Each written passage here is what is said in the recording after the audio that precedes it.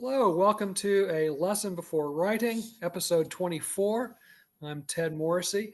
Episode 24, that means that next month we'll be beginning our third year of podcasting without interruption. So I don't know if that's impressive or sad, I'm not sure which, but here with my co hosts, Grant Tracey. Grant's most recent book, Neon Kiss, it's available, but we'll talk about his new book that's coming out. Also here with Brady Harrison, and this is Brady's award-winning The Term Between, collection of stories, won the High Plains Book Award. His new book is also on the near horizon.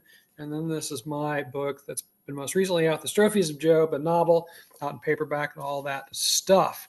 So, just very quickly, I'll mention that we're working on Grant's book, A Shoeshine Kill, which is a Hayden Fuller novel. And if you tuned into our last episode, we talked about the fact that one of the things that's delaying its actual release is that Grant and I have decided to standardize some of the punctuation, especially in terms of dialogue, a little bit, make it a little less postmodern and a little more just kind of, standard fare. And so we're working on that.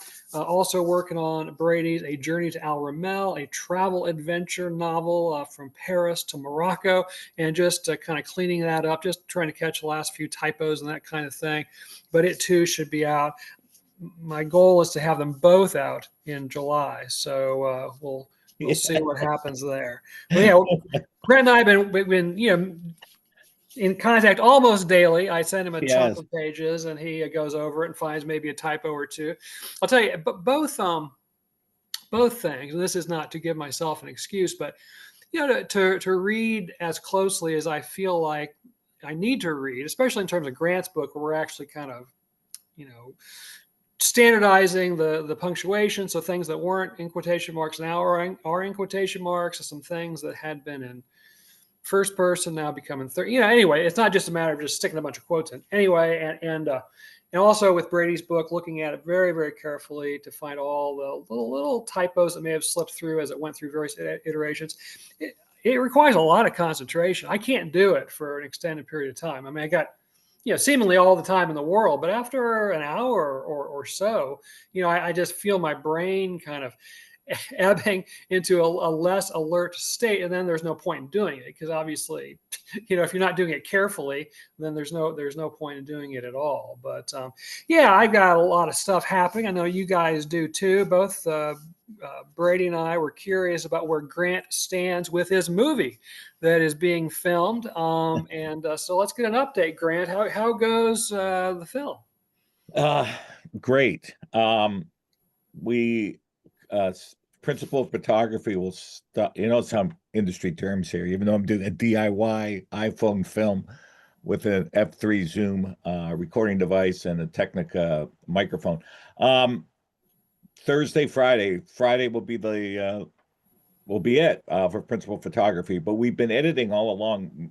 Me and my buddy Joe Frena. Joe's the editor. I sit in the room with them and say, no, I like this take better, or whatever. But he knows exactly where to splice stuff so the continuity looks good, and he's good at checking my excesses and saying what clip is best. So it's been a fun process. Actually, today at 3 o'clock, I'll be heading to Waverly to edit the footage we shot last Sunday, and we I might have mentioned this on a previous podcast, but it just amazes me the art of film syntax, that it's so different from writing, in that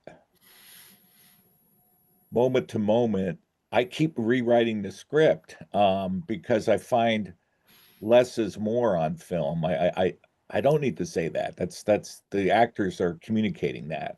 So I can cut back on the dialogue here, or I already mentioned that, and if they're watching carefully enough, they'll understand the subtext without having to guide the viewer. Um, so there's been a lot of it's been fascinating to me, and because I'm not addicted to storyboarding. I mean, I obviously have a visual plan for the film, and I come in with a plan each day, and shot selections and all that sort of stuff. But I leave myself open to the process and find I cut half a page all of a sudden. We don't need this, or let's change this shot selection here and do this. Or one of the actors will say, well, what's my objective here? I'm not sure why I'm doing this. And then I'm like, yeah, that's a writer's choice. I just need you to do it, but let me think about this. And then I think about it and give them a suggestion, and it helps with the acting. So it's fascinating to me. It's just there's a lot of similarities to writing, the detective stories I write, but there's also a lot of jumping off points that are different, and I love that about the process of making a film. So it's pretty. I I wish I could get a Stompin' Tom Connors song to. I want the song Timmins for my closing credits, but because he goes to Timmins at the end, and I just thought that would be cool. And it's such a working class vibe to Stompin' songs, and but yeah, it'll take months and it'll cost a fortune. And my whole budget's like $1,200 for the movie. I can't pay for a Stompin' Tom song, but it would be so cool to have that in my closing credits. Well, I want to get Brady in on this, but a couple of things you said just reminded me that I tell my MFA students in particular that traditionally, novelists are really awful screenwriters. Now you're doing something a little different. You're writing an original screenplay versus trying to adapt a novel. And the reason I say that is there's just a long history of really bad screenwriting done by novelists. One example is when Bram Stoker tried to bring Dracula to the stage, and so he wrote the script based on his book, and it just lasted like hours and hours and was just painfully dull. But he wanted to establish the copyright or whatever. And then another classic example is after Nabokov's meteoric success with Lolita.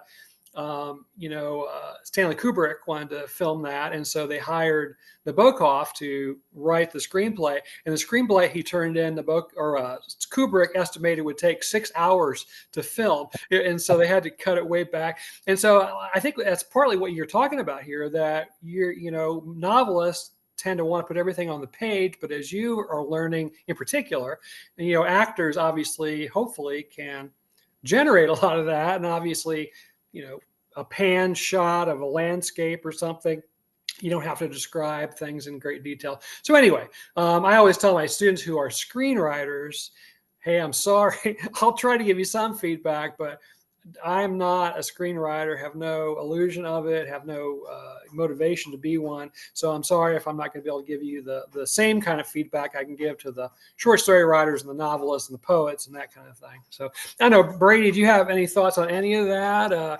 Would you concur that novel writing and screenwriting oftentimes are kind of like oil and water? Or?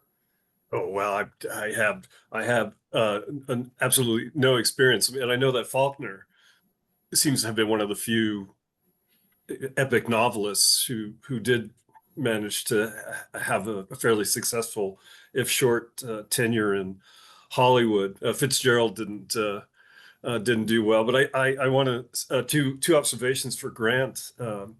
Yeah, the Stompin' Tom, with that sheet of plywood. I mean, just at the beating heart of a certain generation of Canadian culture, Yeah.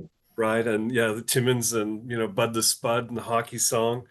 Yeah, and so, but I am curious, Grant, if I'm remembering correctly, the film takes place in winter, and it's nearly 100 degrees here in the Rockies. So I can't even imagine what your crew is like having to imagine. And I mean, are you just melting on set? Yeah, we're shooting in a barn with a tin roof, but the barn looks so old school. So it looks like I justified it with the script that she couldn't stay in the home anymore because of certain abuses that she experienced with her husband, who's passed. He's a war vet, passed from mustard gas, exposure. But she so she retreats to this barn, but it's perfect. It just looks 1930s. It's got the vibe I want. But yeah, we're dying in there. There isn't a whole lot of circulation. I had to board up all the windows. I put plastic bags and then black velvet on the windows so that the daylight doesn't come in. We shoot at 5 o'clock. Every shoot's been at 5, and we only go for a couple hours. Like usually I'm done by 7:15. One, because it's hot, And two, as an old guy, that's about as long as I can concentrate. Ted was talking about looking at our manuscripts and the process. And for me, the amount of concentration it takes as a director to look at what's on film, to look at the performances you're getting, to make sure you're getting what you want and what you feel is the best that the actors can give. It's just the tremendous amount of work. So yeah, I bring water. It's hot in there. And I think the thing I will say is that all of the my crew and my actors just are really dedicated to the project. They believe in the project. They like working with me. They're giving me everything that they've got, and I have no complaints. So I'm very proud of the work, and they're all on board. Like I say, hey, like we've added a couple extra days of shooting because I just wasn't able to get everything in, or I thought I could get everything in on a certain day, and it takes longer than you think. And they're and I'm not paying the actors, and the only people that I paid was the production designer who dug up all the props for me and bought stuff online and all that stuff to make it look 1930s. So yeah, it's been a thrill, a dream come true because I love gangster films, I love cinema, and so I'm getting a chance to make a DIY B film. So it's pretty cool. I am very pleased, and I do have a visual plan. I mean, I hope people will notice it. But I have deliberate moments of montage, and I have a 6 minute long take, and I hope people appreciate it in the middle of the film because that's when the couple is coming together, and I wanted the shot to reflect that, and so just I thought, if Orson can do a minute and a half or 2 minutes for Touch of Evil, what the hell? I'm going to do a 6 minute long take. So, and it's two people playing cards. And I told them, here's the script. I said, get these lines in these beat points. I need these, but you guys can improv. And so it's a very improvised scene. And I think it's one of the best scenes in the film. So I just have that trust in the actors and they have that trust in me. So it's been a hoot. You were talking about this last time a little bit, how you're doing the film and so forth, and I've been kind of thinking a little bit about that. Unfortunately, you probably know, but the director of the Eternal Sunshine of the Spotless Mind or something, I remember seeing a little. I love that film, and I remember seeing a little, director's thing about it, and there were some sort of hallucinatory scenes in that film. And the director was saying that, they could have used, splicing, and they could have used like some computer generated stuff that was still fairly early for that sort of thing. But the thing they were doing, they could have done that through some sort of trickery. But instead, he had the crew build almost like theatrical sets, and they just kind of kept the camera moving, and the actors kind of went through these different literal physical stages, because he felt like the actors' response to that is much more genuine than actors who are having to imagine that they're in this space versus that space. And he just felt that it gave the whole film a just more authentic vibe. Is that kind of your sense as a director? Even if you had the budget for CGI and so forth, that there's a different kind of performance that you get out of your actors? Yeah, I joke. Actually, I'm going to put at the beginning of the film, dedicated to Playhouse 90 and Monogram, pictures, because Playhouse 90, it looks theatrical, the live television stuff, but you have actors, and it's filmed, and there's something about my film that has a touch of theater to it, like it, because the space I'm in, I can't show the wall behind them because it doesn't look like the 1930s. So I have to do a lot of trickery with shots. So it's like watching an episode of The Honeymooners where there's a 3 camera setup, and you basically see the kitchen space and the dining space in a series of shot reverse shots and 2 shots, and so I had to kind of work with that due to limitations, but that's kind of cool, like there's things I can't do. So uh I do a lot of handheld stuff late in the film for the action scene, so I can get really tight on the actors because I can't. Well, if I pull the camera back too far, you'll see that this item hanging from the ceiling is not 1930s. There's only so much I can do in the space. Like for example, there's this big giant deer head on the wall, and the family's supposed to be Mennonites. So okay, we're gonna use a deer head. He was a hunter. That's okay. He's anti-guns, but he apparently, hunts, and there's Mennonites that do hunt. I mean, so they, what the hell? Um, so I worked that in, and so the gangster's asking where are the rifles, and she just says I got rid of them because she's opposed to war. She's a kind of a peacenik before there were peaceniks. Um, and that worked. So I just had to use it. It's like, okay, I got a deer head. Let's make it work. I can't take it off the wall. There's nothing I can do here. So it's like those kinds of limitations it's fun to work with. You just have to find ways to they say actors solve problems, like if an actor, like there's a lot of smoking in my movie because it's the 30s. Okay. And so we got these Lucky Strike cigarettes made up to look like, from the period. It was a different color to the package. Anyway, that's yeah. Anyway, but at one moment, one of my actors, she was like going like this on her tongue because they're unfiltered, and she said, and I said, stop. I said, that would have been perfect. I said, deal with it. I said, you got a lash of tobacco. That's how you see it in the movies all the time. You see an actor going like, you see Bogart going like this because the actors solve problems, and then directors solve problems too. And so my problem is how to get the actors in the space I have to keep the illusion of it's set in the 30s. Oh, and the other thing, to come back to your point, Brady, about the heat, we're going to add to the soundtrack howling wind, so you get the idea that it's Arctic tundra outside in Richmond Hill, Ontario, because it's supposed to be set in kind of a rural setting. And so I asked my sound editor and DP, I said, can we do that? He goes, oh yeah, easy, don't worry, we can pump that in. I said, okay, cool. So because right now we have this goddamn ambient sound because we're close enough to the highway. You know how they have those strips on the road? Yeah, so you can hear that every once in a while on the soundtrack. It's just I can denoise that and we'll add the snowstorm stuff. It'll be fine. And I'm like, okay, cool, because there's nothing we can do. This is the setting I want. This is where it is.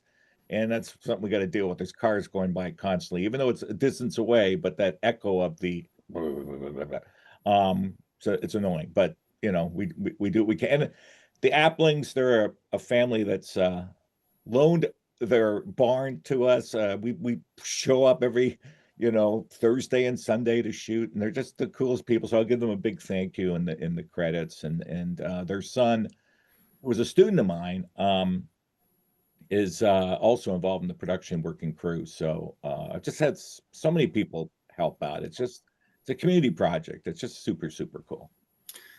Cool. Well, I think I want to shift gears a little bit, but let me come back to Brady to see if you have anything you wanted to add on to any of that or anything you'd like to throw into the mix. Well, just I can't wait to see the finished film. I mean, it sounds great. And we have said all along in our podcast that we love the do-it-yourself punk ethos. So yeah, cheers to Grant for doing all this. Yeah, can't wait to see it. All right. Yeah, exactly. Yeah, me too. Yeah, as you guys know, I've been busy. I've been all about the conferences the last few days. I'm headed in just a few days here to Killarney, Ireland for the International Conference on the Short Story in English.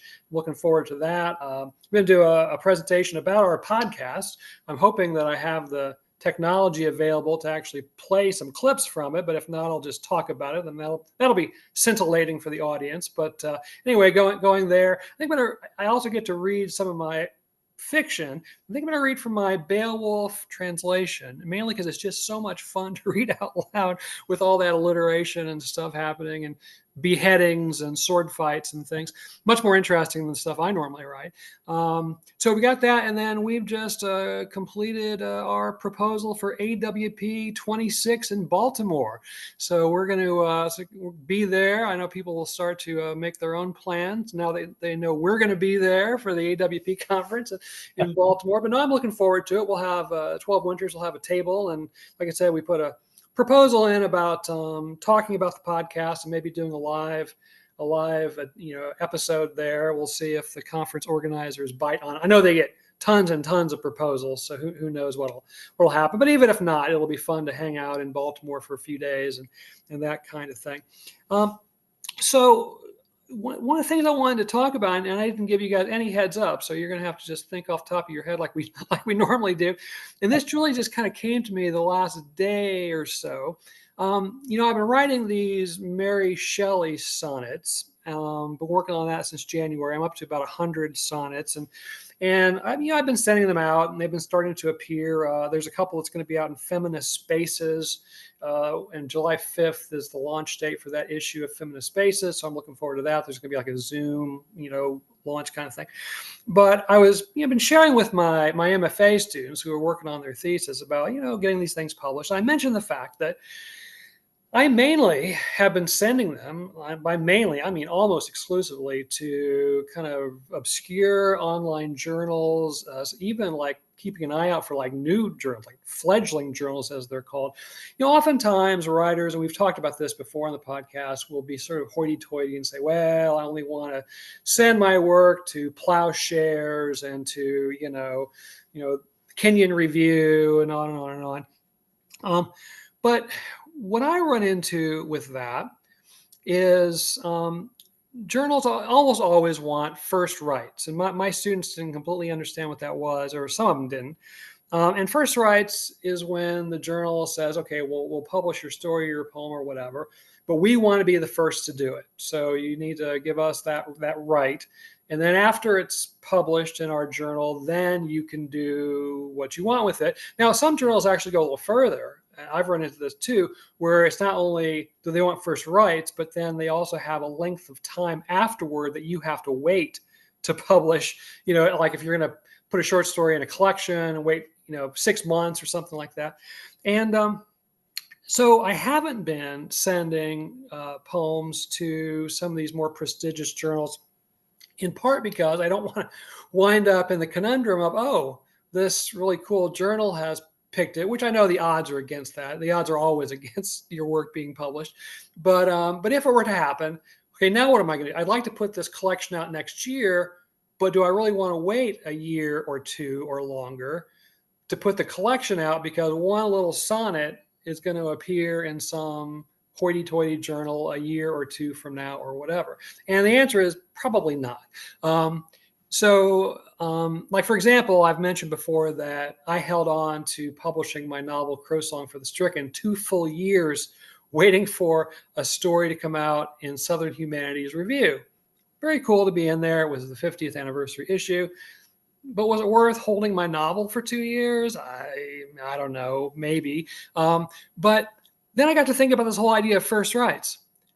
I think it's a kind of a vestigial remnant of an earlier time period. Why are journals worried about first rights now? And I think it came from the time when the reading public was that was a much bigger swath of the population, and so you could see, like, for example, in the mid part of the 20th century, somebody is going to go on a train ride somewhere. They're riding the subway to work or whatever, and they go to the newsstand, and they've got GQ, and they got Esquire, and they've got Red Book, and they've got all these national journals, the Atlantic, and they see, oh, there's a Philip Roth story in the Atlantic. I love Philip Roth, so I'm going to get a copy of the Atlantic and take it with me on the train. Oh, wait a second.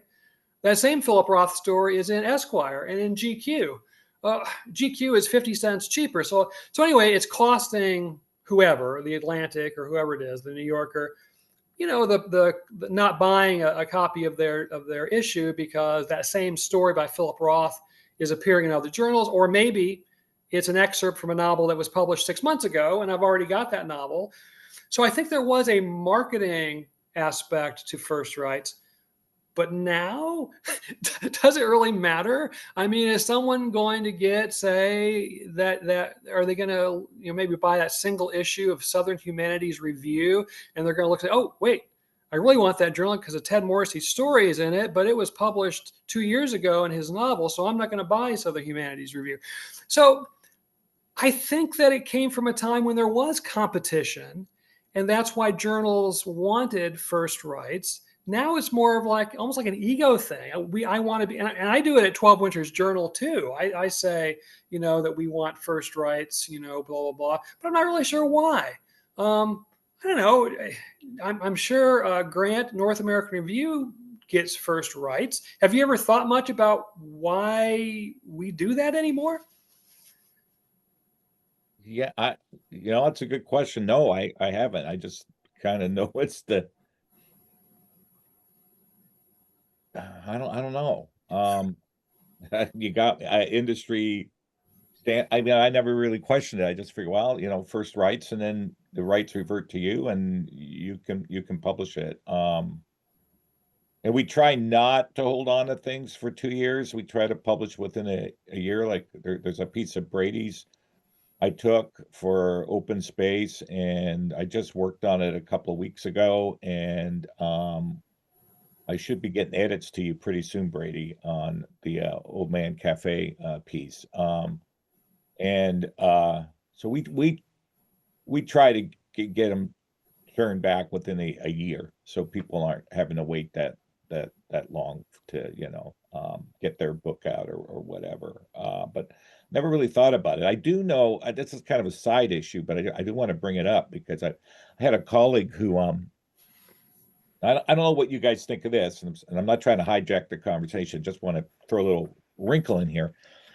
She published a bunch of stuff like I've published online, and she had a collection that was accepted by a press, and then they ended up changing their mind because so many of the stories are available online. So it was like, so this is that first right, like you were saying, well, what does it matter if Red Book and Saturday Evening Post and Liberty Magazine all have the same Ted Morrissey story. But they ended up declining, or like I said, changed and didn't publish a book because over 75% of the material in it was available online, which just doesn't make sense to me. But that was her experience, and got the contract. She didn't get the contract, but it was moving towards that, and they declined. And I'm like, that doesn't seem right to me. But that I've heard other stories from other folks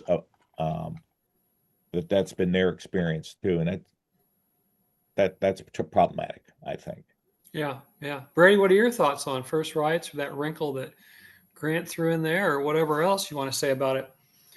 Well, it seems like madness. I mean, I'll come back maybe to first rights, but the circumstance that Grant is describing, who out there, who among our faithful readers, anyone's faithful readers, is tracking down? I mean, of course, we can, and through my university, I can list all my publications with access. Journals encourage us to put the links there, and so. I mean, there's something about a book that is, I mean, particularly the physical object. I don't care for Kindles. I don't read, if I can help it, I don't read too much. I won't read a book online. Certainly can read stories online, but there's something about a book and about collecting it, and the way in which, for good or ill, the stories in a collection speak to one another, are in conversation, and influence our understanding of them. And so the thing that Grant's describing defeats all of that for pretty obscure reasons. And just to round out on this, the first rights, if we were getting rich, if we were making our living in this way, and we had contracts with journals that were paying us money enough to live by, then okay, first rights, very groovy. I can see a purpose. There's a contract between people, but it just doesn't work that way now.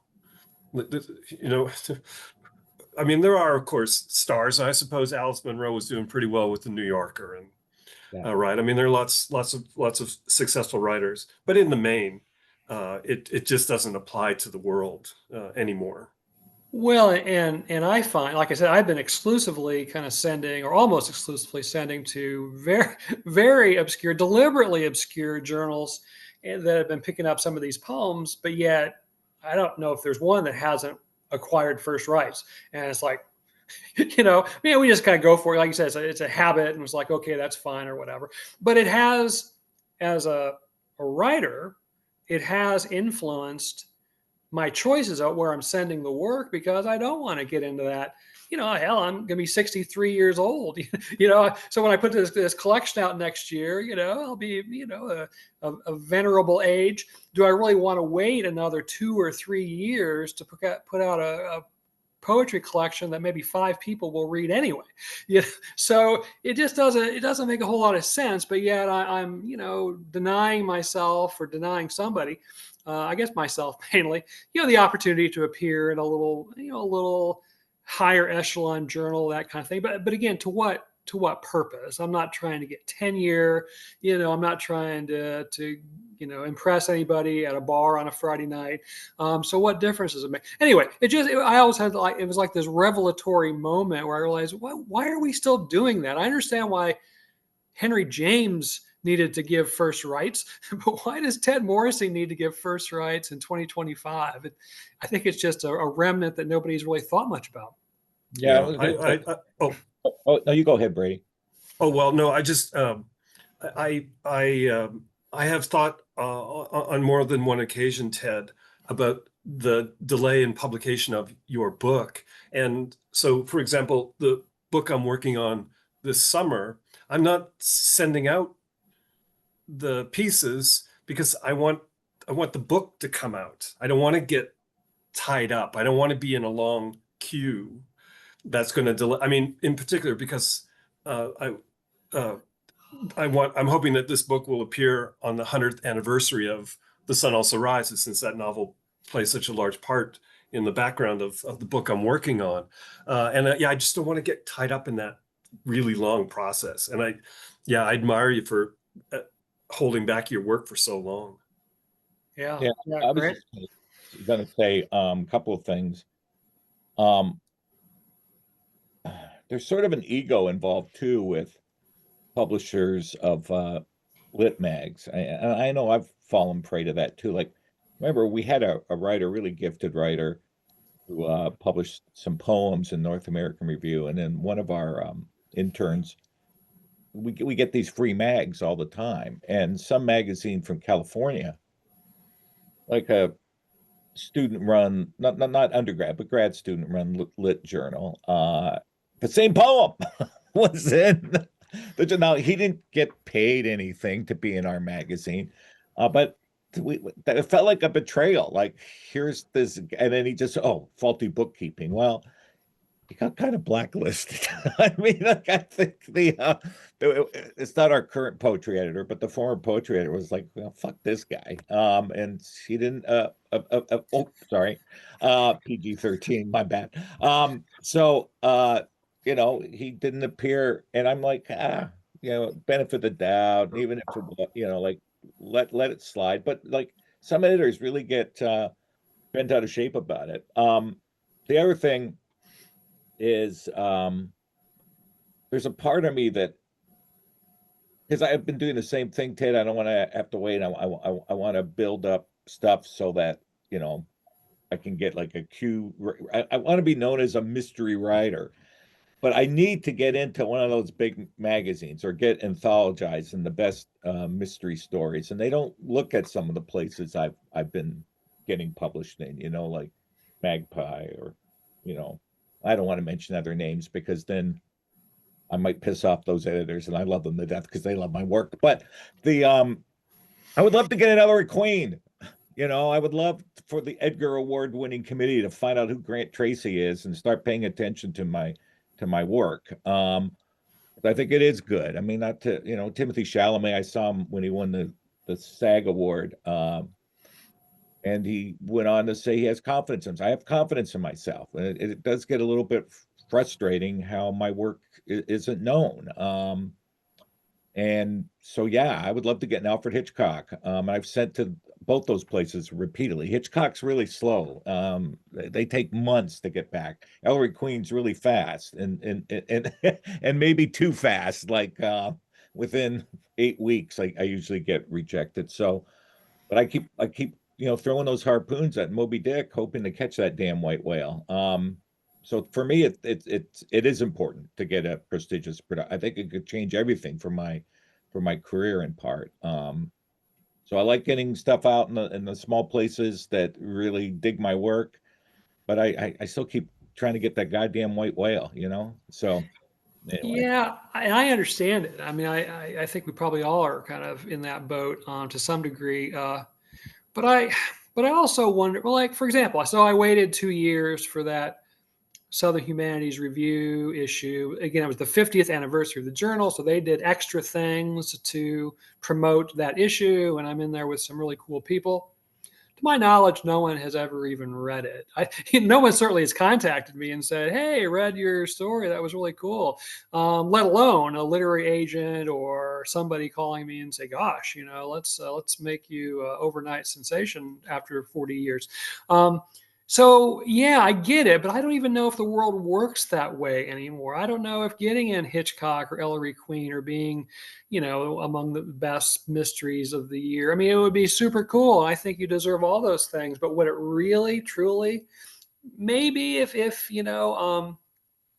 streaming service or if it got adapted to Netflix or something, which of course I hope your series does, that would probably make a difference. But then again, it can take years for something when they buy the rights to something and oftentimes, I mean, there's a lot of things, as Grant well knows, and Brady, I know you know too, people buy the rights to something and then it never does get made into a film, or if it does, it takes years and years and years, and there's different writers come on board, and then a different director comes on board, and then, I mean, one of my favorite movies of all time is Blade Runner with Harrison Ford and all that business, and it took so long to turn Philip K. Dick's novel "Do Androids Dream of Electric Sheep" into Blade Runner that they originally wrote the script for Robert Mitchum.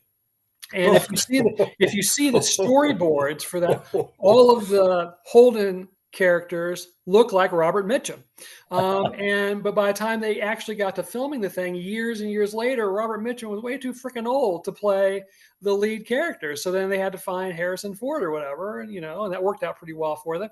But again, I remember like during the pandemic, one of the big streaming series was The Queen's Gambit.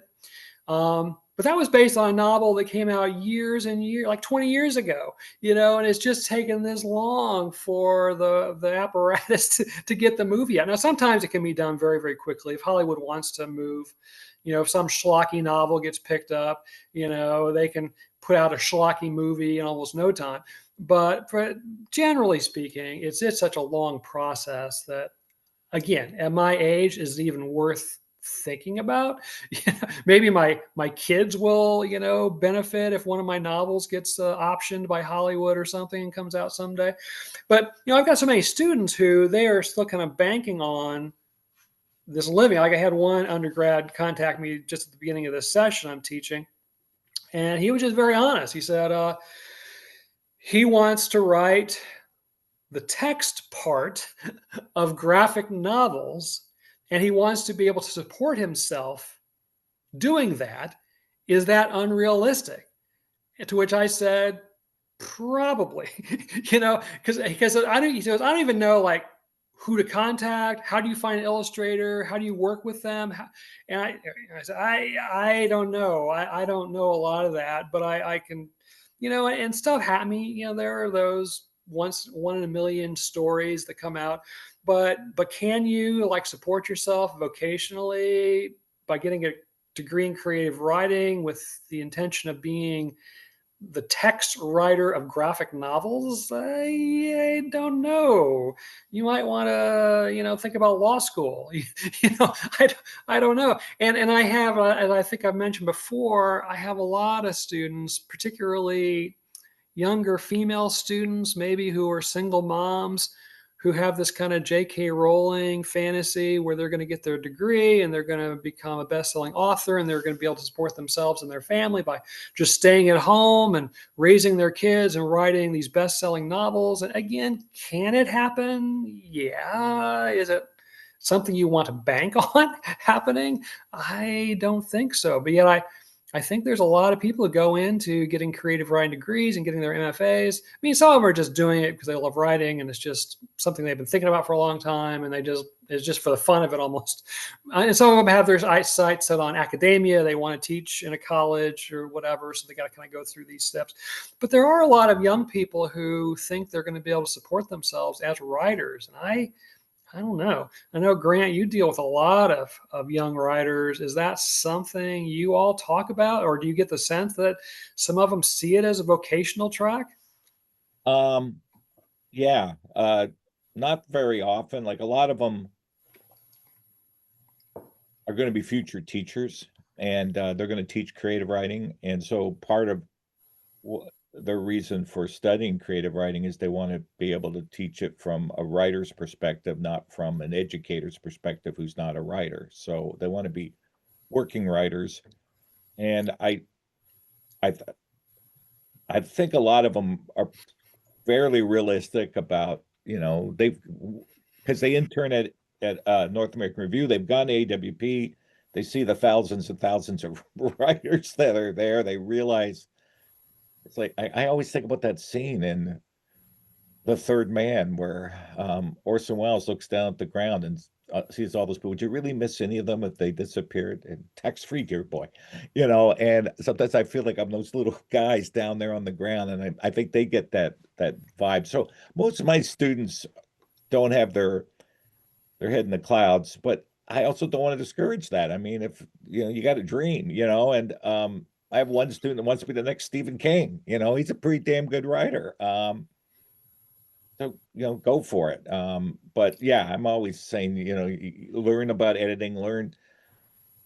That's the beauty of taking the practicum classes, because you now have a skill. And we've had several students get jobs within industry, copy editing and so on. They're not great paying jobs, but it lets them be close to art while they pursue their art. And there's a few famous writers, like Ed McBain was an editor at one of those magazines like Manhunt or something.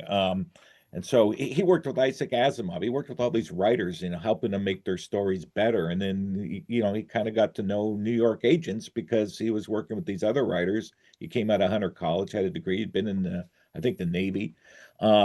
So he had war experience and was disciplined. And next thing you know, he's got an agent and he's publishing stuff. So there are ways to make it happen. It's just, I think it's harder and harder because there's such a huge amount of people writing. And so I'm always stressing the process and the joy of creating something. That's the first goal. Like, just if you're not getting joy out of it, then don't do it, But if it's joy, keep doing it. And whatever else happens. Well, I want to get Brady on this, of course, but that's the other side of the coin. And one of the few authors I know who was a sort of literary author, experimental writer, publishing in, really cool avant-garde journals, but then decided they needed to make some money. So they started writing this mystery series, and they got the big agent, and they got the big, publishing deal, and there's movie rights in the work. And this person is miserable. They hate writing. It's become a job. They're sick of this character they have to keep writing about. They want to actually develop other series, but their lit agent and their publisher doesn't want anything else other than this one series to go on.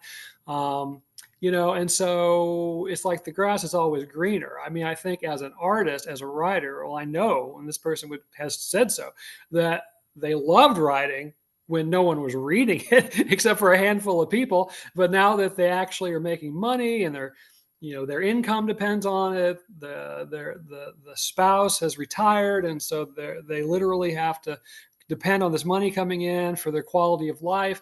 It just has taken all the air out of the balloon in terms of enjoying it or whatever. One final note, and it's just sort of an aside. I do have some undergrads who claim they don't want to be writers, they want to be editors, and that's why they're taking these courses. And almost without exception, they have the worst grammatical skills of any of my students. It's like, what? I don't know. Anyway, I don't know why that is, but just a weird coincidence. I would say to those students, work on it. You can get better at it. I'm going to be honest with you. I mean, in high school, I was one of the best readers of Shakespeare and understanding what it was about, but my prose sucked. And I remember Mrs. Anderson saying I needed to work on it. So I got a book called Mastering Effective English. I did all the exercises in the book. And when I first was in grad school, I got B's on all my papers. No, undergrad, I got B's on all my papers because of clunky, verb subject disagreements, pronoun problems, all kinds of shit. And I just kept working at it. And I'm a really goddamn good editor now. And you can work at this craft and become a good editor. If you would have looked at me as an undergrad, I'd be one of those ones you'd be saying, what is this guy thinking as an editor? And now, having worked at North American Review so long, I've memorized rules from Chicago Manual of Style. I mean, it's like, I'm pretty darn good. My wife used to be better than me, like way better. I'm better than her now. And it's just because this is part of my job, is like editing stuff. And yeah, I've got a good eagle eye for both diacritic mistakes and grammatical mistakes. Jeremy's better than me. Like, he's like the dramaturg, he's got, but I'm pretty darn good, and I sucked when I started. So I'm just saying, go on the journey. It can happen. Brady, what are some of your thoughts on all that? Oh, well, listening to the conversation, my hope is that both of you, following the publication of A Shoeshine Kill, will be buying confiscated Russian oligarch yachts. And then I would like you to invite me for day trips on your yachts. And one of the things that I've noticed, changing gears a little bit, I'm totally the Hayden Fuller should be making you guys rich beyond measure. One of the great things about working at the University of Montana is that some of our students do very well. Like, there have been a couple Pulitzer Prize winners and folks whose books have been made into Netflix series, and people who are showrunners, and people who get multiple book deals from New York publishers, and folks who have their stories while they're in the graduate program published in The Atlantic. So all those things are possible. But when you actually take a step back and look at the number of students that go through the program year after year, of course you remember those great successes, and they are wonderful. But it's a hard road. And there are those great successes, but that they don't come to everyone who has the same experiences and the same education. Nonetheless, it does happen. So anyway, but all that doesn't matter. Like, when Grant builds his own skating rink, then I'm going to fly to Iowa, and we're going to play some hockey. All right. Well, on that weird note, let's turn to our featured story. Our dedicated podcast watchers and listeners know that every episode we have a featured story from a recently published, hot off the presses literary journal. And this is one we haven't featured before because I've never gotten hold of it before. This is a very cool journal. Volume 0 is what it's called, and a very cool vibe. And so we're going to take a look at one of these pieces. Grant mentioned earlier PG-13. We're going to have to watch ourselves a little bit in terms of how we talk about this story, because most of it is pretty PG-13-ish, but there are a couple scenes that we probably have to talk of more obscurely if we mention them at all.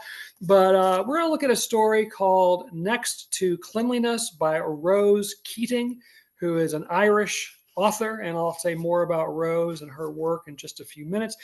This is actually an excerpt from her book that is out called Odd Body. And again, I'll say more about that as well. But strange story. I like it a lot. I find myself chuckling often. And when I chuckle, I always put a little smiley face in the margin, and there's lots of smiley faces in this story. But yet, I think it's also about a pretty serious topic and cultural phenomenon in its way. So I'll do as I do. I'll read probably first half page because there's not a lot of text on it, and then get these guys involved in letting me know what they think of Next to Cleanliness by Rose Keating from Volume 0, Issue 7. And it begins with a quote. "I have been feeling a bit down, I suppose," Catherine said, "and my friend recommended you. She said you might be able to help."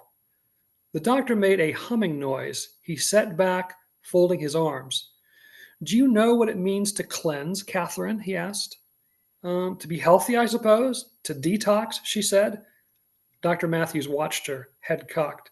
His stillness made him frightening. He looked like the large, looming plaster castings of gods in art galleries, indifferent and unknowable. "Cleansing," he said, "is a complicated business. It can involve numerous methods, numerous factors: diet, exercise, hormones, hurt, heart, soul, sin, spirit. Cleanses can be different for everyone. We all need to be clean in different ways. Do you understand?" She didn't understand. All right. So this story takes place over the course of several weeks, I suppose. Sometimes we get kind of a temporal marker. A lot of times it's a little vaguer. But it's mainly this main character, Catherine, who is depressed, doesn't feel good about herself, feels that her life is not fulfilling. And so she's been recommended to go see this doctor, and Dr. Matthews, from her friend Susan, who saw Dr. Matthews and she loves him. He's wonderful. He's a miracle worker. And so that's why Catherine goes to him. And so he puts her on this sort of series of bizarre things that she's supposed to do to feel better. And then she comes back to his office periodically, and she wants to please him by saying she feels better, but she doesn't really, but she's very timid. And then there's also this magical realism element where weird things happen to her body, but it's not like weird in the context of the story. Like at one point, just not to give too much away, but at one point, like all of her flesh melts off and she's just a skeleton and she goes to work anyway, just a skeleton. She wears dark glasses and lots of clothes, so no one really notices. But anyway, it's just stuff like that happens again and again. And so it's a very limited. I mean, Grant was talking before about the honeymooners, and his comment kind of made me think of the story in the sense that if you stage this, you really could kind of almost stage it in like Dr. Matthews' office, Catherine's office, where Susan and then their boss, is it Rob? Yeah, their boss Rob comes into play a little bit, or Catherine's apartment, where a lot of this weird stuff happens to her body. And that's basically it. Those are a very limited number of characters, very limited number of places. And it just kind of goes in and out of these different settings over a course of time. And these strange things happen, but oftentimes it's very funny, I think.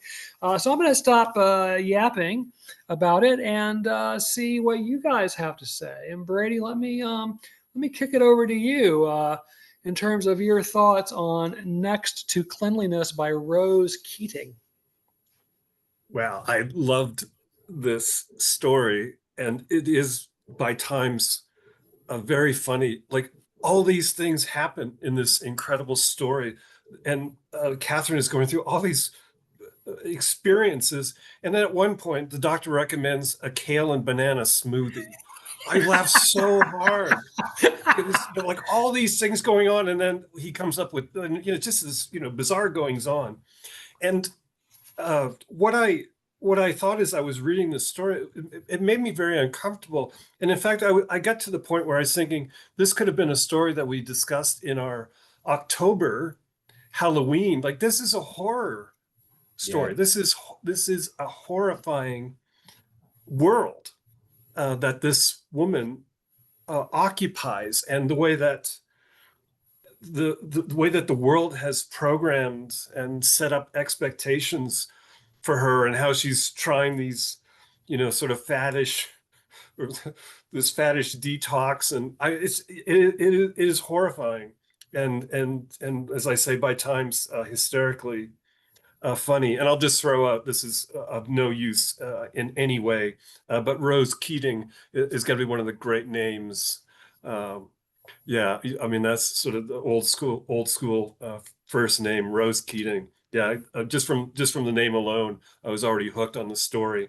And yeah, by the end, and won't give anything away, but what transpires at the end is just kind of knock you down. As I say, horrified. Well, this I want to get Grant in, but just I have to point out the fact that in researching Rose right before we came on air to find out more about her, I discovered that her book, which this is an excerpt from, was just recently discussed on the podcast called "This Is Horror." So there you go. So you're not alone. We're not alone in seeing the horrific nature of this story, in spite of the comic elements and so forth. Grant, what were your thoughts on next to Cleanliness? Well, I absolutely loved it. It's about body horror. I mean, it's and diet culture or fads. Like, we are so obsessed with with how we look and what we eat and feeling better, and let's do this and let's do that, and it's it's just not healthy. And I love, like, some of the stories we've been looking at lately. As I get older, when I read spec fic or magical realism, we talked about this in a previous podcast, and I hate to say it has to do this, but I want my spec fic, my magic realism, to be political. And this is political. This is challenging things that so many people just take for granted. I can't tell you how often I hear about, oh, I'm on a keto diet, I'm on this diet, I'm and I'm type 2 diabetic. So yeah, I'm on a diet, but I don't worry about my weight. I used to worry about it and obsess about it for years, and now I'm like, fuck it, I'm done with that shit. And so I just watch what I eat, I exercise, et cetera, et cetera. But this story is just wow. I mean, I totally love the journey, and I love how the story escalates. I mean, it just keeps getting worse and worse and worse with this crazy guru, the Richard Simmons of detox. I mean, Tony Robbins, whatever. It's just, it's nuts, And like, I wasn't laughing that much. I agree with you guys, the kale and banana smoothie and all that, but I was more like, this is hitting a little too close to home, because I have so many friends and people I've known. I had a daughter that had sports anorexia when she was younger, because she thought it would make her faster, and so we really had to go through therapy with her and help her to quit thinking this way. Now she's doing great, but she went like from 85 pounds to 68 pounds, and it was scary, and just those kinds of pressures on people. And yeah, I love the story, and I think she's cautionary tale and saying something that's really important that we need to get on board with. Because if I could just jump in, Ted. Sure.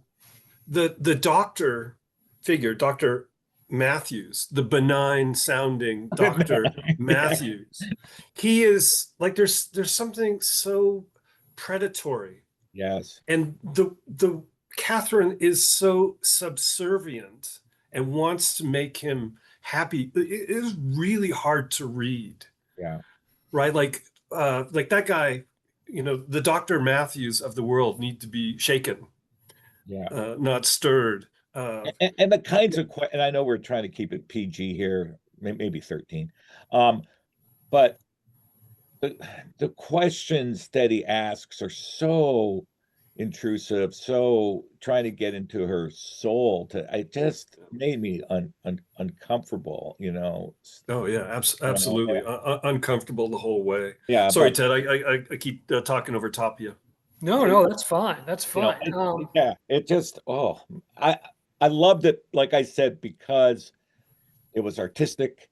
It followed the rules of good storytelling with the narrative escalation. It had a wicked ending that I just loved. Um, a very kind of open-ended kind of ending, troubling ending.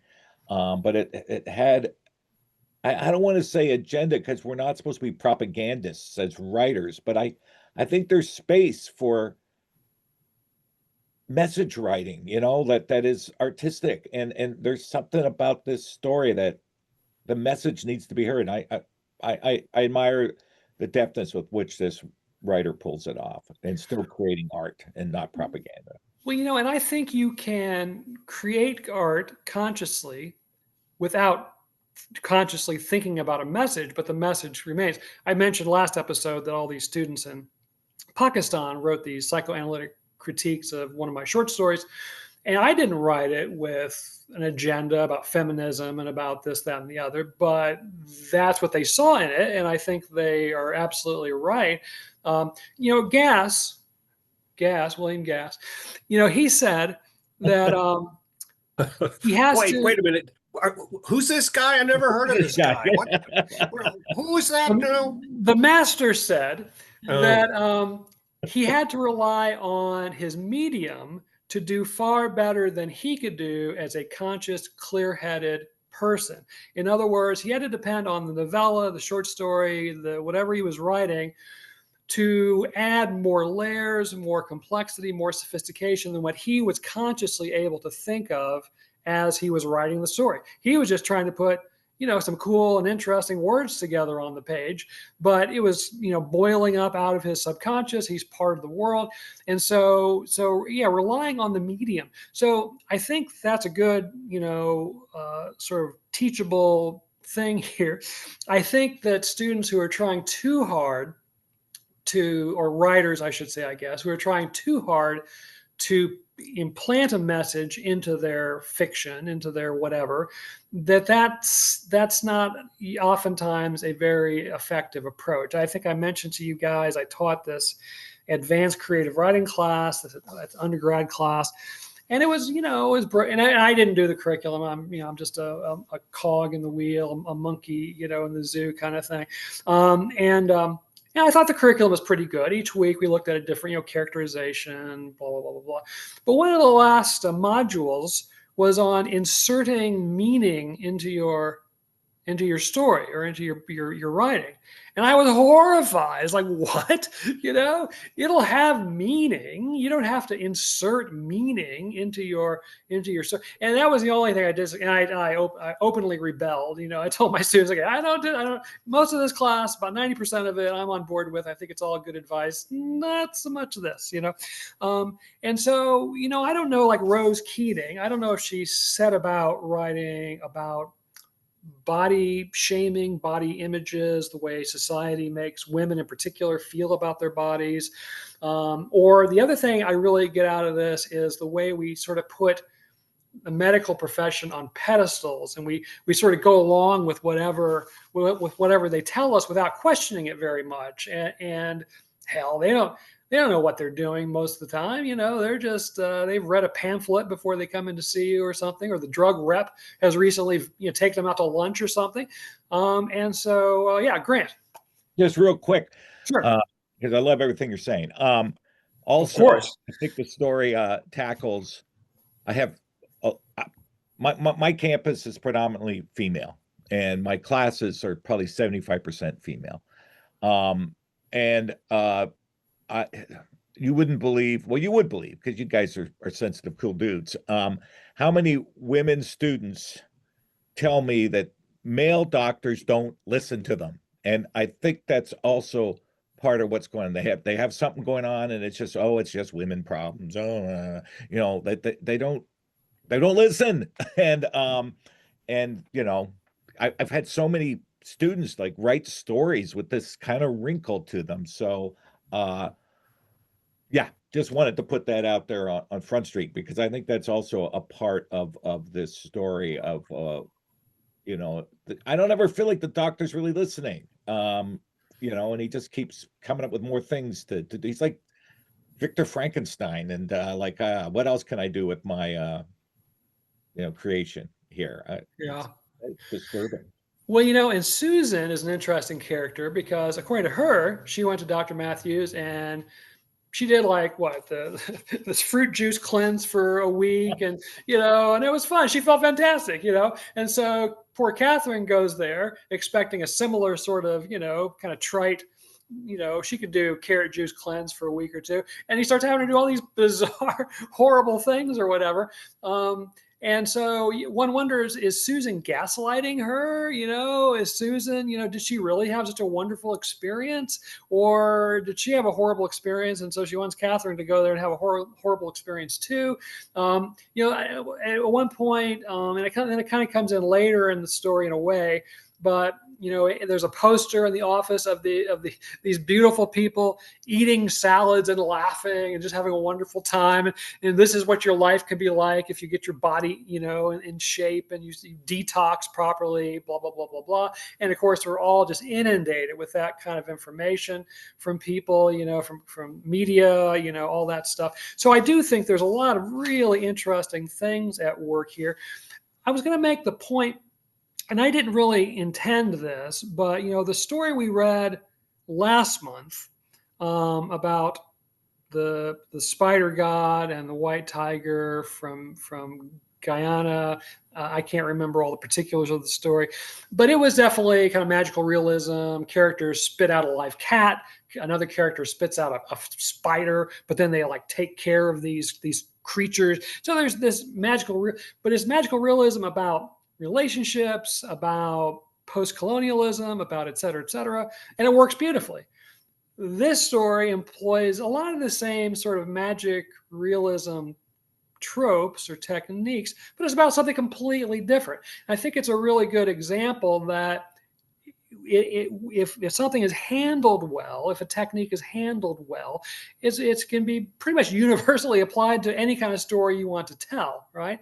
So I thought maybe there was something going on in my subconscious that I picked these two stories, but back to back. But I don't think so. I got this really cool journal I'd never had before, and I started thumbing through, and quite honestly, most of them are like 90% not PG-13. So one of the reasons I picked this one was we could actually talk about it without being censored and 75% of the global markets for our podcast or something.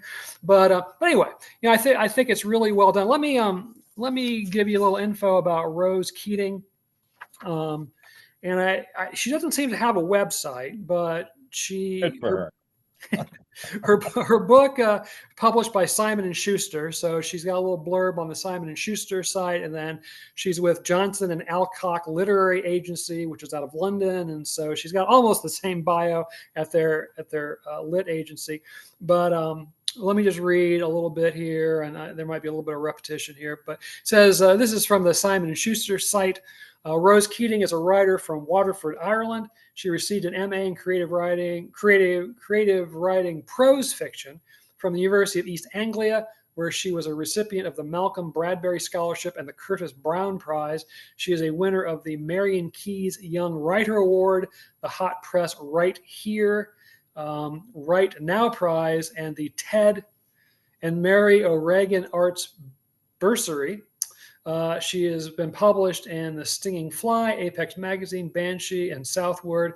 In 2022, she received an Agility Award from the Irish Arts Council.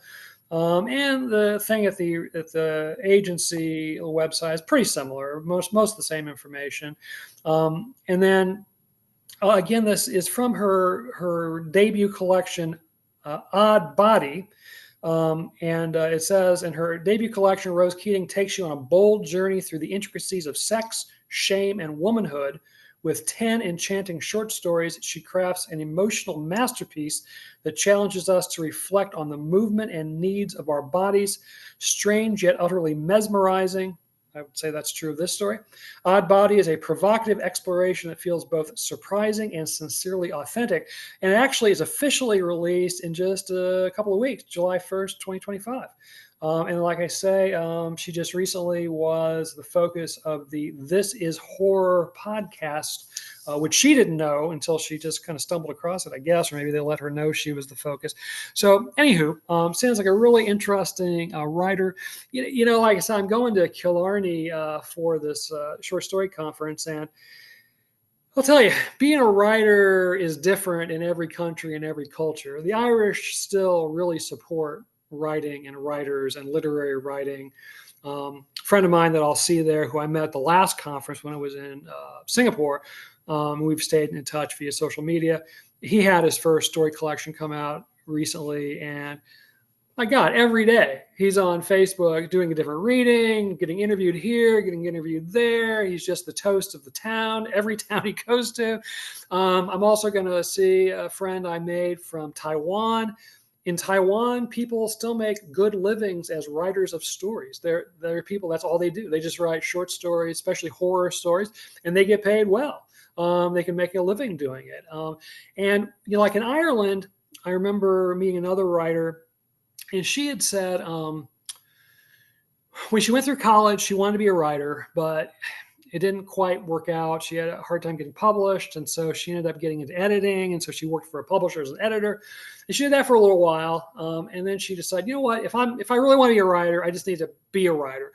And so she quit her job for 2 years and worked on writing her first story collection, which got published, and now she's this pretty well-known writer in Ireland. But here's the thing. Almost no one in the US could do that because we can't quit our job for 2 years because we need our health insurance, and we can't save up enough money, even as a single, person, to have enough in the bank that we can, just quit and do that for a couple of years, unless we're, come from money or something like that.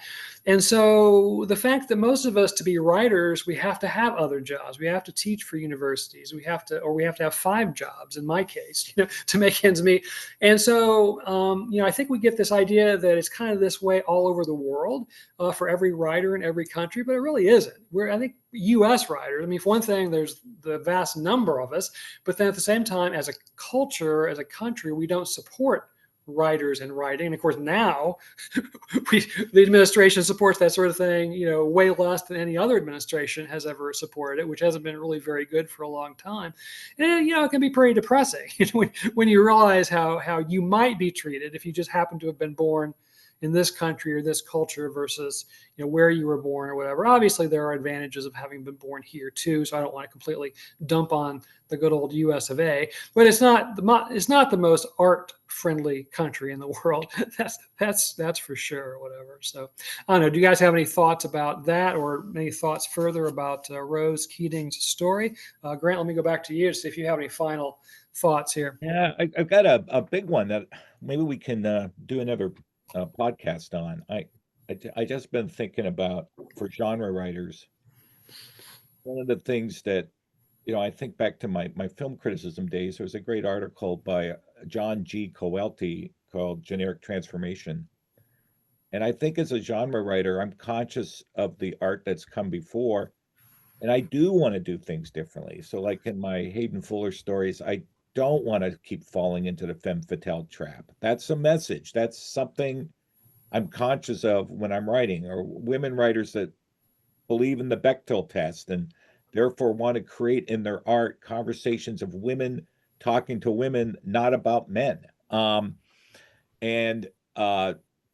So I guess what I'm saying is those seem to be, to me, political choices that go into the crafting of a story. It doesn't necessarily mean we're trying to put a message out there, but I think genre writers are way more conscious of what's come before and how they want to push back against certain stereotypes or tropes that are within the art. So like when Robert Aldrich made the film Kiss Me Deadly, and I love Mike Hammer. I love the Mickey Spillane books. He hated Mike Hammer. So that became kind of an impetus, him and Bezarides, who wrote the screenplay, to foreground that this guy's a fascist. These two liberal guys, and nothing against liberalism. I am a liberal, but I still love Mike Hammer. It's a contradiction. We're all full of them. And they put out a message. Right? Think about The Long Goodbye, which is one of my all-time favorite films, and it's like Lee Brackett, another great writer, worked with Howard Hawks. She wanted to tell a story about a man at a time. So all the values that Marlowe has in that would have fit in the 1940s, but they don't fit in California Casual in the 1970s. And he's out of step with everybody. He's driving an old car. He calls the dog Asta, which is from The Thin Man.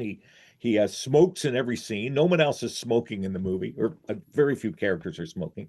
So I don't know. It's just something we should think about as a topic, is the political in writing. And maybe I'm expanding the idea of political a little bit, but I think it's a little more complicated than, well, we just write for the story first and not the message. I think there are conscious choices we make as soon as we start a story of things we're not going to do because we want to transform the genre. I want to do a Western that is not, fundamentally built on racism, or at least questions that. And so I want to do a revisionist Western. I want to do a revisionist crime story.